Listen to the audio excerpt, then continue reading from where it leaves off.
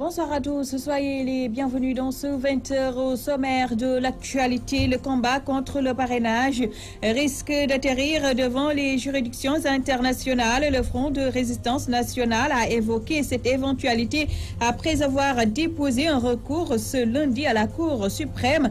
L'opposition demande l'annulation d'un arrêté du ministre Ali Ngouille Ndiaye. Déguerpissement au terrain de Niary Tally.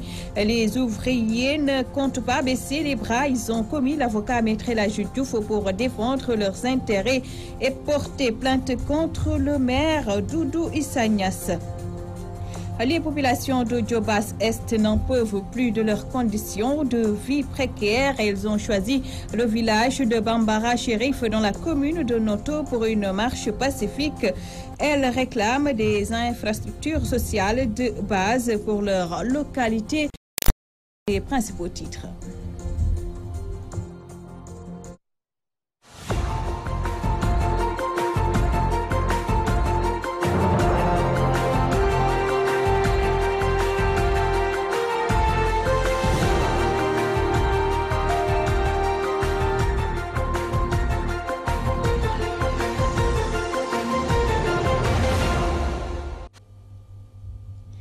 L'arrêté du ministre de l'Intérieur sur le parrainage a atterri à la Cour suprême où le Front de résistance nationale a déposé son recours ce mardi et l'opposition promet de saisir toutes les juridictions nationales et internationales pour combattre le parrainage.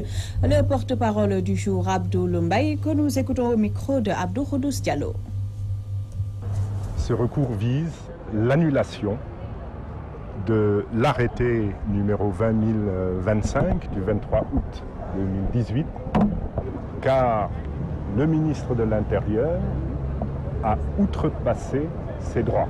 Donc c'est un recours en annulation pour excès de pouvoir que nous venons d'introduire. Alors grande a été notre surprise hier lorsqu'on a été mis en présence d'une fiche format papier et d'une fiche ou d'une liste, on ne sait même plus ce que c'est, différentes, de formats différents, sous format numérique, avec malheureusement l'absence de l'élément le plus rassurant en termes d'authentification, qui est la signature au niveau de la fiche ou de la liste numérique. Eh bien, je vous dis ici tout net, il est impossible pour le Conseil constitutionnel de vérifier les signatures qui figureront sur le format papier des fiches de parrainage. Nous allons de toute façon épuiser toutes les voies de droit possibles, au Sénégal et à l'étranger. Et la justice sénégalaise doit désormais savoir qu'elle est sous le regard des juristes, des hommes de droit à l'international. Et ça, quand même, c'est important. Je vous le disais en titre, les ouvriers déguerpis du terrain de Niary Tally n'entendent pas baisser les bras. Ils ont commis Maître El Hadji Diouf pour défendre leurs intérêts, qualifiant les autorités municipales de biscuiterie, de bandits et de voleurs. L'avocat annonce une plainte contre le maire Doudou Issa Niasse, le préfet et le commissaire de police. Voici Maître El Hadji Diouf au micro de Hokhandong.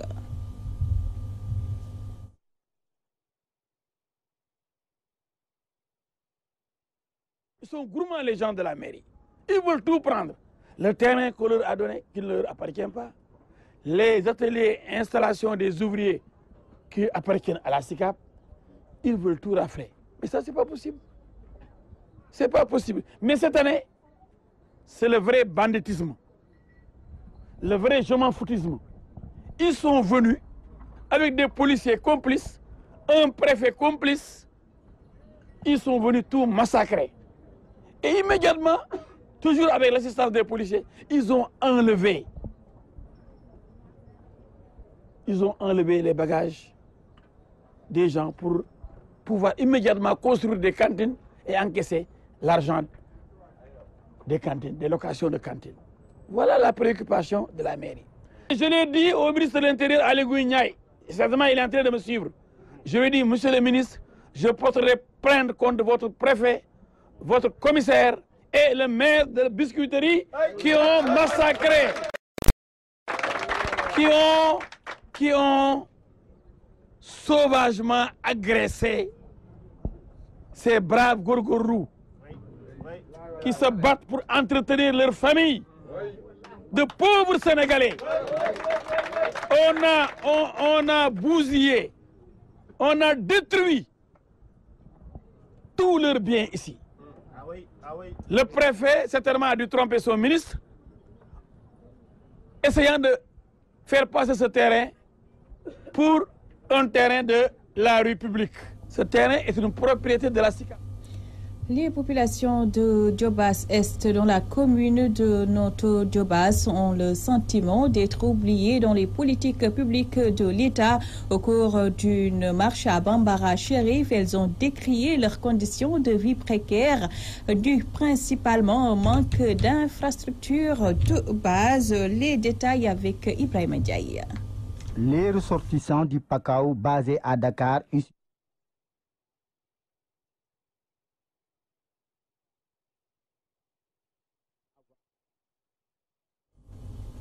un élément qui n'est pas encore en place, on va y revenir. Autre aspect de l'actualité, les ressortissants du Pakao basé à Dakar dénoncent l'abandon dont est victime leur terroir. Cette région de la partie sud du pays souffre d'un manque terrible d'infrastructures éducatives et sanitaires. À cela s'ajoutent des routes impraticables et une absence d'électricité, nous dit Théodore Semedo. Les ressortissants du Pakao basés à Dakar, issus de 45 villages regroupés autour du forum Pakao Wali Yulahi, sont mécontents des autorités pour avoir abandonné leur terroir. Bon, je crois que eux, s'ils font quelque chose jusqu'à présent, ce n'est pas visible. Donc on les demande encore de serrer la ceinture, voilà, d'accélérer la cadence. Il y a le ministre de l'Emploi, monsieur, notre maire, Abdoulaye Diop. La confiance des éléments, des ressortissants de Pakao est devenue une trahison envers le président Macky Sall. Ils ont fait face à la presse à Pékin pour étaler leurs difficultés. Le Pakao traverse un moment très dur, très difficile d'ailleurs. Parce que de Carrefour jusqu'à Kolda, il n'y a pas de village qui a un courant continu. Donc il n'y a pas de route bitumée. Et voilà. Donc on a un problème de route. Bon, on a un problème d'eau, courant, on n'a pas de château d'eau et on a un problème de santé et surtout l'éducation. Donc il y a tellement de choses qui manquent à Pakao. Tout est urgent là-bas.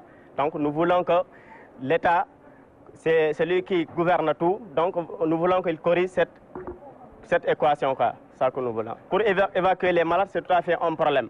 Parce qu'il n'y a pas d'hôpital. Donc on n'a que des cases de santé qui ne sont pas aussi fonctionnelles. Donc dans beaucoup de villages, il n'y a rien du tout. Donc quand il y a un malade, il y a tous les problèmes du monde. Voilà. Des fois, on les met sur des charrettes. Les routes aussi, c'est la même chose.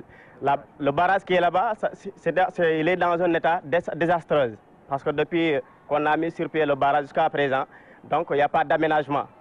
Le problème de l'électrification, les aménagements, la santé.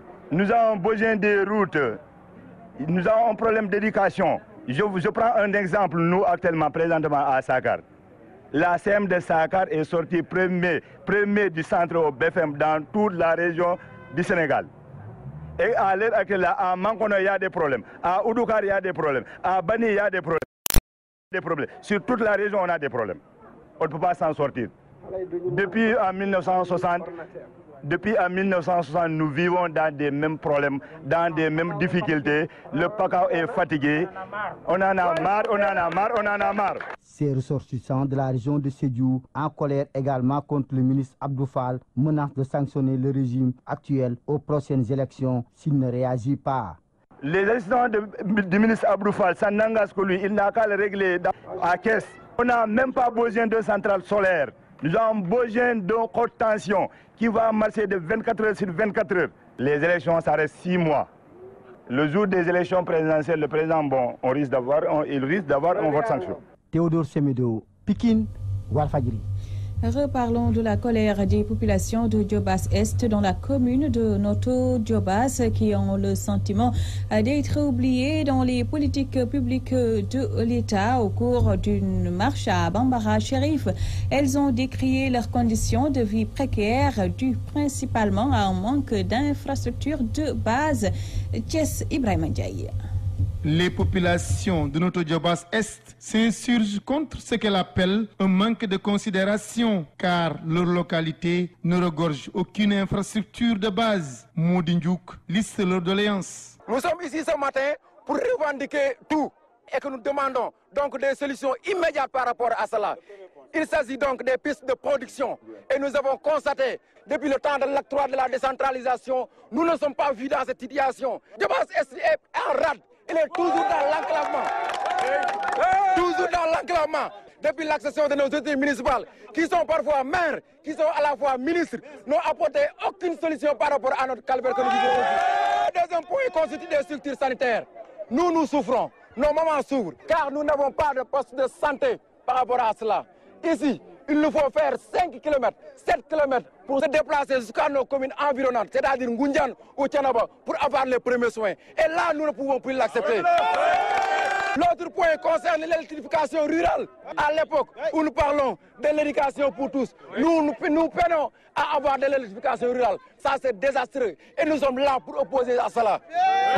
Se sentant oubliés dans les politiques des pouvoirs publics et celles de la commune de Notto Diobass, élaborées par leur maire Alioune Sarr, ces populations menacent. Aujourd'hui, nous sommes dans le pôle Mbamar et ses environs. Demain, nous serons dans le pôle Mbodjen, pôle Mandangri, pôle Nafar, pôle Kermadaro, pôle Anen, pour constituer des mouvements de revendication afin d'avoir notre droit le plus absolu et dans les meilleurs temps. Si rien n'est fait dans cette situation, si rien n'est fait, nous allons boycotter le parrainage. Si rien n'est fait, massivement, nous allons boycotter les élections présidentielles. Et le maire de cette localité, connaît très bien notre poids électoral, connaît très bien notre revendication, connaît très bien notre force. Il y a des intellectuels ici, il y a des cadres, il y a de bonnes volontés qui sont prêts à tout faire. Mais malheureusement, la mairie ne nous reconnaît pas. C'est à travers une marche pacifique que ce mouvement dit Diobass Est a manifesté sa colère au niveau du village de Mbambara Chérif. Selon ce mouvement, ce manque total d'infrastructures sociales de base au sein de leur localité doit cesser, car Diobass Est fait partie de la commune de Notto Diobass. Thiès, Walfadjri Radio TV, Ibrahima Ndiaye.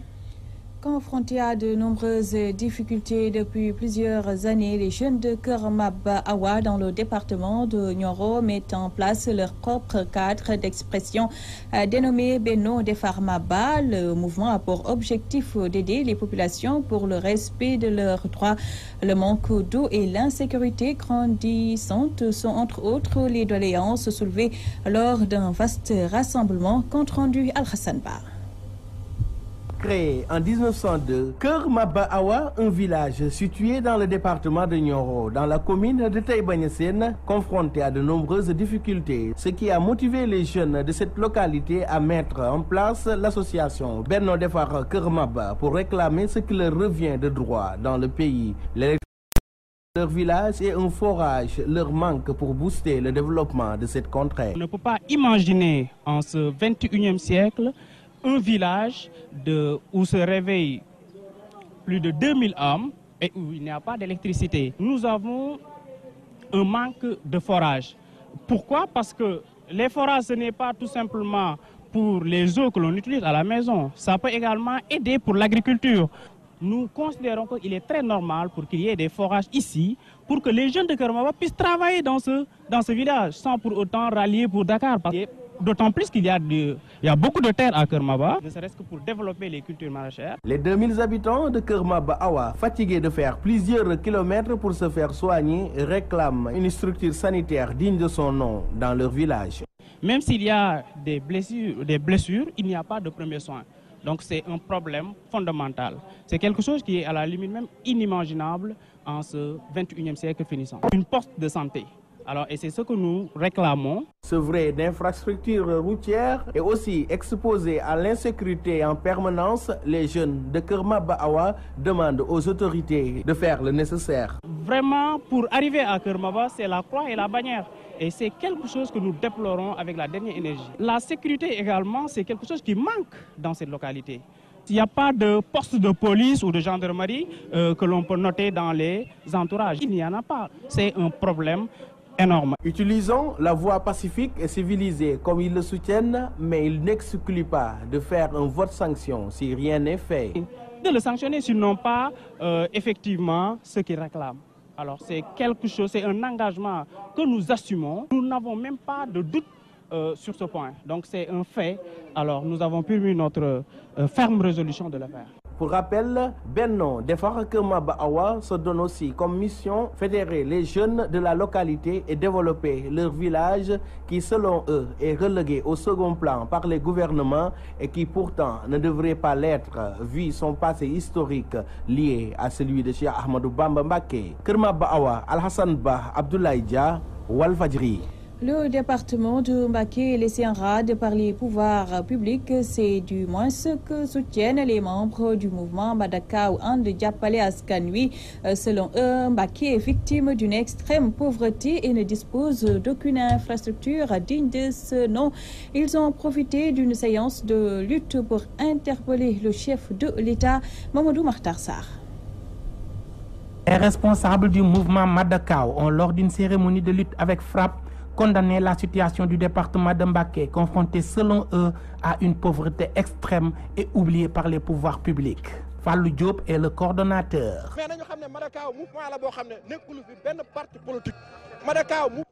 Madakaw est une structure qui a été créée pour défendre les intérêts des populations du département de Mbacké. La localité est laissée en rade par les autorités étatiques. La zone est confrontée à une pauvreté extrême. Les autorités doivent revoir la situation de cette circonscription administrative. Nous soutenons le président Sall. En retour, il doit nous aider pour développer ce département qui dispose d'un électorat très important.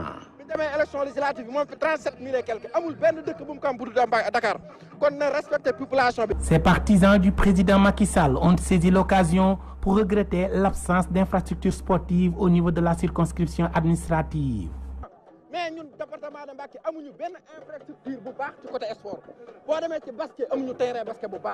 Le département ne dispose d'aucune infrastructure sportive digne de son nom.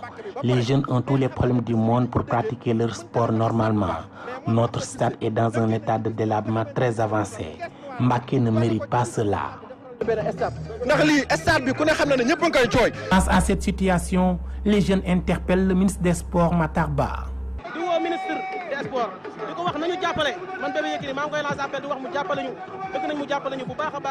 Nous interpellons directement le ministre des Sports Matar Ba.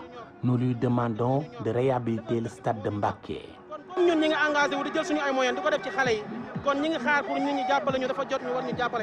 Mais pourquoi ça? Nous avons constaté que les autorités ont construit des stades à Kaolack, à Dakar, à Ziguinchor et dans d'autres localités du Sénégal. Pourquoi pas à Mbacké?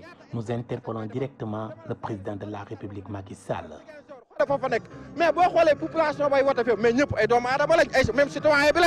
Pour rappel, Madakaw, mouvement And Taxawu Askan Wi, est une structure de soutien à la mouvance présidentielle. Cette déclaration a été faite en marge d'une séance de lutte avec frappe à la commune de Mbacké. Touba Mbacké, Mamadou Makhtar Sarr pour la radio-télévision Walfadjri. Mamadou Makhtar Sarr, le village de Ndogal Tedel dans le département de Dagana manque presque de tout. Dans le désarroi, les populations ont marché pour exprimer leur ras-le-bol. Mor Fall, leur porte-parole, s'est confié à Gabriel Barbier. Le village de Ndogal Tedel, situé dans la région de Saint-Louis, département de Dagana, plus précisément dans la commune de Nik. Le village est dépourvu de toutes sortes d'infrastructures. Le village n'a rien depuis les indépendances jusqu'à aujourd'hui. Aucune infrastructure. Le village n'a ni courant, c'est-à-dire l'électricité. Le village n'a ni route praticable, une route praticable. Le village n'a ni de poste de santé. On a qu'un... Ici, on a une poste de santé, une case de santé, mais la case de santé est non clôturée et non équipée. Si les femmes ont entré d'accoucher, on est obligé de les évacuer par charrette. Par charrette, il y a des risques. Elles peuvent perdre leur vie. Ça, c'est déplorable aussi. C'est ce que nous déplorons, nous, villageois de Ndogal Tedel. Ça, c'est normal. Le président de la République a donné cette année une année sociale. Une année sociale, on doit aider les pauvres. Le village de Ndogal Tedel est pauvre.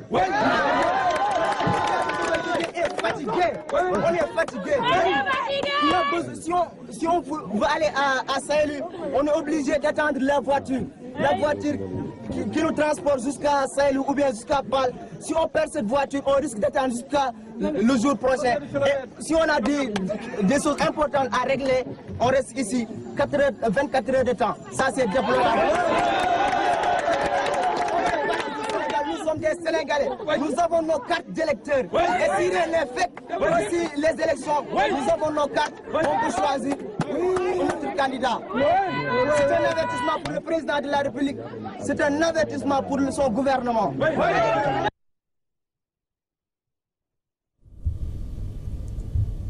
C'était le journal de 20h. À vous tous, merci de l'attention. Retrouvez tout juste après moi Moustapha Diop pour la 4e et dernière partie de l'édition du soir. Très bonne soirée à tous.